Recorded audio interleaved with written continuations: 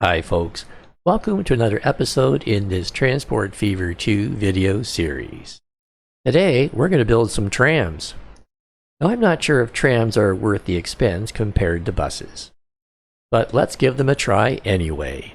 Let's get started.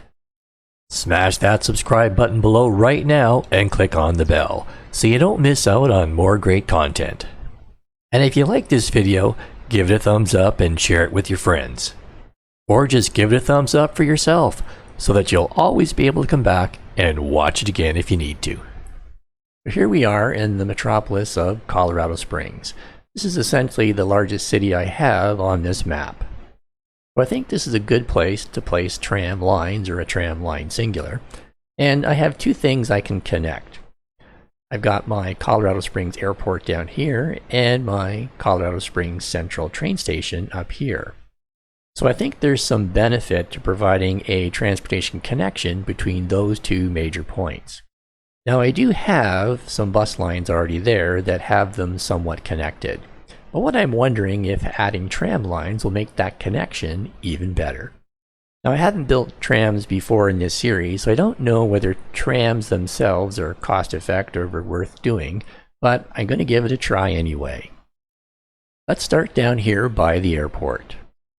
I'm going to go to roads, buildings, bus tram station, electric. Let's go one platform each way and make it 30 meters long. Might not need all of that to start, but at least we've got the space we need for the future. And we'll spin that guy around. So I can see that the bus station beside him is lighting up. And I'm not sure if that's a good thing or a bad thing. And it is connecting to the road behind it. So I'm not sure if having a bus station and tram station together will provide competition and therefore each will have less ridership, or it doesn't matter, but I could actually connect them so passengers could walk between them. Anyway, I know that the airport's lit up, so the tram station itself is connected to the airport. So let's plop the tram station there and see what happens. I'm going to need a tram depot. I'm going to put a tram depot right about here, right beside the other depot. Well, I could stick it out here. That's too close to the road. Let's just plop it right in there. I'm going to go to streets and a 50 km/h medium street. Is that a medium? Yes, it is.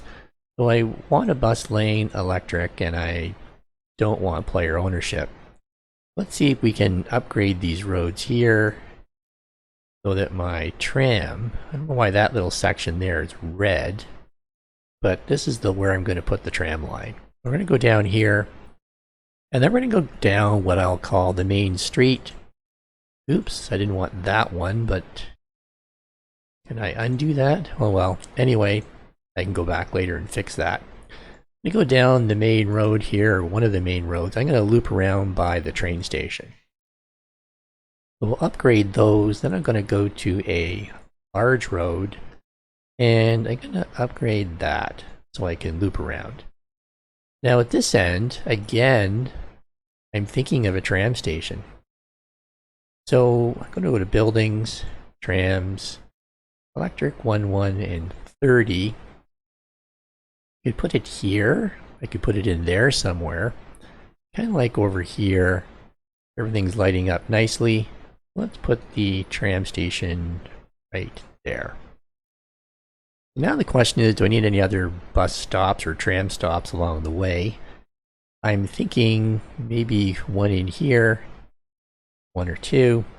So let's just go back to tram stops, and I'm going to put one here and one there. Could probably use those two there. And I'm going to plop another couple in here, and I can use those two and then over to that tram station. That's a very simple line, should work nicely. I think the only issue is whether or not that's going to be a conflict or they're going to complement each other. So we're going to see. So now let's build our tram line. We'll go new line. I'm going to call it Colorado Tram number 1. Let's change the color to something a little more distinctive. There we go. That will be more visible. And we'll start down here at this tram station here. And then we'll go down, and we're gonna loop around and go right down the main street, and we're gonna see what happens. And I'll hit that one up, and then that one, and then back we go. Like that. And then we'll hit this one again, and then that should do it. And I guess what I didn't do is I didn't loop around, because I guess I didn't really need to loop around because I'm simply going in and out of that station. So, well, we've got some roads here that will support tram lines in the future, but anyway, it wasn't exactly the way I said it was going to be. I'm simply going in and out of that tram station. Anyway, that should be efficient and more direct. Now let's go to our tram station and buy some vehicles. I'm going to buy the Peterwitt streetcar. I'm going to buy several of them, and I'm going to buy them and space them out so they're not all bunched together and just traveling in a horde or a group, because I want them spaced out. I'm going to do that. I'm going to buy a bunch, and we're going to space them out, and we'll come back and see how they're doing. I now have a total of 4 tram vehicles on this line. There's one there just pulling into the station. If I click on that vehicle, so that's Colorado Tram line number 1, this particular vehicle is losing money at the moment. And if I click on the line itself is losing money. So perhaps what I need to do is let the game run for a little while, and we'll see if over time these trams become more cost effective. It's now July of 1932. Well, it's now July of 1933, so it's about 1 year later. I'm going to click on this tram here and just see how they're doing. Well, at this particular time, his ridership's not that good, and this particular tram is still losing money. And if I click on the line itself is still losing money. I'm not sure if this is the quintessential example of how trams work or not in terms of making money, but certainly in this case, it's not working out that well. And perhaps the reason it's not working out that well is because I put these 2 stations side by each or side by side. Perhaps they're in just too much competition with each other. I don't really know.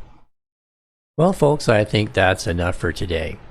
I'm not sure if trams are really worth the expense, but they're certainly a nice added feature to the game. As with everything else in Transport Fever 2, maybe it really doesn't matter that the trams lose money, because sometimes buses do too, and really the buses and the trams are there to provide passengers to these train stations. If you have any thoughts on the matter about the value of trams or the lack thereof in this game, feel free to note those comments in the comments section below. And if you have any questions about today, feel free to note those in the comments section below too. Well, where do we go from here? Well, the answer to that question lies in the next video. If you like this video, give it a thumbs up and share it with your friends. If you haven't done so already, smash that subscribe button below right now and click on the bell so you don't miss out on more great content. Click on that box in the bottom left-hand corner right now to see a video you're almost guaranteed to love. This video was selected just for you by YouTube, and they know what you like. So what are you waiting for? Click on that box now, sit back, relax, and enjoy another video.